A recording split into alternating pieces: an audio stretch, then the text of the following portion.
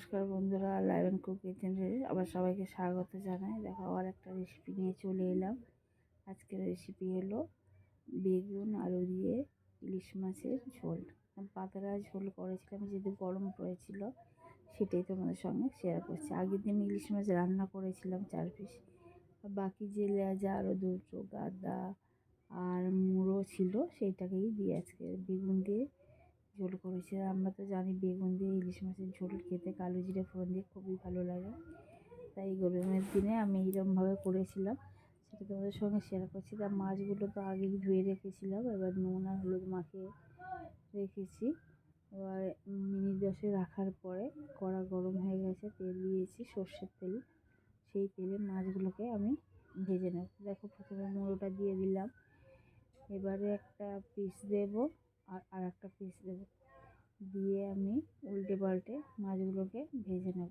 যেহেতু আমি এখানে ঝোল করবো, সেহেতু মাছগুলোকে মিডিয়াম একটু ভাজবো, খুব হালকা নয় আর খুব ডিপও নয়, মোটামুটি মাঝারি করে একটু ভেজে নেব।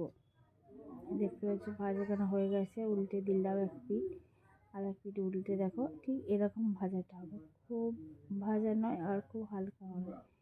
এবার আমি মাছগুলোকে তুলে নেব। দেখতেই পাচ্ছ হয়ে গেছে, মাছ তুলে নিচ্ছি। এবার বাকি আরও যে 2 পিস মাছ আছে সেই মাছগুলোকে আমি একইভাবে ভেজে নেব। এমনিতে আমরা জানি যে ইলিশ মাছকে যেভাবেও রান্না করা হয় না কেন খেতে খুবই ভালো লাগে, আর ইলিশে একটা যে আলাদা সেন্ট আছে সেটা তো অসাধারণ। দেখো আর যে 2 পিস মাছ ছিল সেই দুটোকেও দিয়ে দিলাম, দিয়ে সেই দুটোকেও ভেজে নেব। বন্ধুরা, এই ইলিশ মাছটা একটু বড়ো সাইজের ছিল, 800 গ্রাম। সেই জন্য খেতে হয়েছিল, টেস্ট ছিল খুব ভালো। আর যেহেতু এটা আমাদের ফলতা নদীর মাছ, সেই জন্য হচ্ছে একদম সবে জালে পড়েছিল, সেই জন্য খেতে খুবই ভালো ছিল। কাঁচা ইলিশই ছিল। তা দেখো যে তেলটা ছিল তাতে কালো জিরে ফোড়ন দিয়ে দিলাম, আর আলু দিয়ে দিচ্ছি। যদিও ইলিশ মাছে আলু দিয়ে রান্না করে ইলিশ মাছের টেস্টটা অনেকটাই কমে যায়, কিন্তু আমাকে এখানে আলু দিতে হচ্ছে একটাই কারণে, কারণ আমার মেয়েরা হচ্ছে কি আলু ছাড়া খায় না। এবারে সবজি খেলেও আলু তাদের দিতেই হবে, সেই কারণে। তবে এতে টেস্টটা খুব একটা বদলায়নি, আমি আলু দিয়েই করেছি। দেখো আলুটা কিছুক্ষণ ভাজা হয়ে যাওয়ার পরে এখানটা বেগুন দিয়ে দিলাম। বেগুনটাও দেখো কিছুক্ষণ নাড়াচাড়ার পরে কয়েকটা কাঁচা পাকা লঙ্কা আমি দিয়ে দিচ্ছি, দিয়ে আমি একটু ভেজে নিলাম। এবার স্বাদ অনুযায়ী লবণ দিয়ে দিলাম, হলুদ গুঁড়ো দিয়ে দিলাম, আর সামান্য লঙ্কার গুঁড়ো দিয়ে দিলাম, কারণ আগে যেহেতু কাঁচা লঙ্কা দিয়েছিলাম সেই জন্য কম দিয়েছি। এবার দেখো সামান্য জল দিয়ে দিচ্ছি, যাতে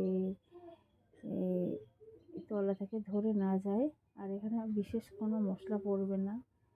ইলিশ মাছে বেশি মশলা দিলে মাছের টেস্টটাই কমে যায়, কারণ মাছের আর টেস্ট পাওয়া যায় না, তো আর মশলার টেস্টটাই পাওয়া যায়। যাই হোক, দেখো এবার নাড়াচাড়া করে নিচ্ছি, দিয়ে আমি জল দিয়ে দিলাম। এখানে বেশ খানিকটা জল দিয়েছি, যেহেতু ঝোল হবে, আর যেহেতু গরমের সময় একটু পাতলা ঝোল সেই কারণে। দেখো দেওয়ার পরে একটু ঢাকনা দিয়ে দিলাম।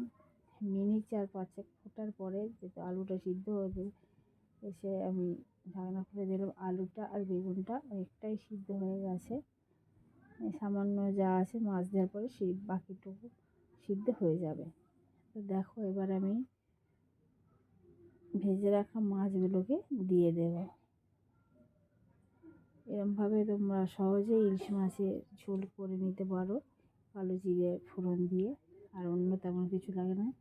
তা বন্ধুরা, আমার মাছের এই রেসিপি যদি তোমাদের ভালো লেগে থাকে তাহলে অবশ্যই একটা লাইক করবে, কমেন্ট করবে, আর বন্ধুবান্ধবদের সঙ্গে শেয়ার করে। যারা চ্যানেলে নতুন বন্ধু আসছো, যদি আমার এই রেসিপি ভালো লাগে তাহলে অবশ্যই তারা সাবস্ক্রাইবের পাশে থেকো। আর যারা ফেসবুক থেকে দেখছো তারা